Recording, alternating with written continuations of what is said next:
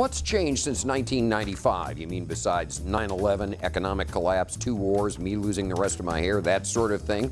Well, one of the big things that's changed is the public is generally in no mood anymore to put up any tax dollars for sports teams. Now, there are some exceptions. Jerry Jones' Mammoth Pleasure Dome in Dallas ended up being about half taxpayer-funded, and it cost over $1 billion, what with tax increases and a $325 million bond issue.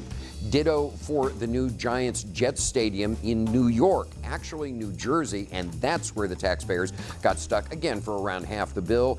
And the Big Red, just outside of Phoenix, built a mammoth new stadium, and again, Arizona taxpayers were on the hook for about half of that cost. But other taxpayers have become, well, a little more cranky. Take Minnesota, for example. The Vikings are saying they may have to move unless they get a new stadium. The new stadium, you guessed it, $1 billion. The taxpayers' share, a little more than half. But it's looking like lawmakers in the Minnesota legislature are having second, third, and even fourth thoughts about okaying that sort of thing.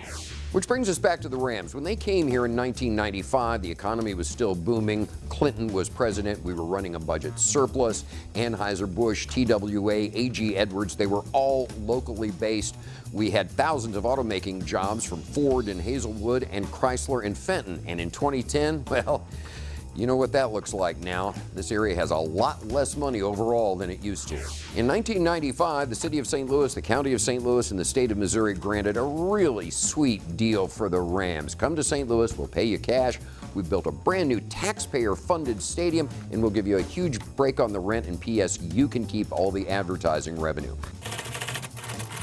Fast forward to when the Cardinals wanted to build the new Busch Stadium. They built it all right, but with 100% private funds, no public guaranteed money whatsoever. And you get the feeling that if this goes to a public vote, the same is going to be true of the Rams and any dome upgrades. I'm Charles Jaco, and that's Jacology.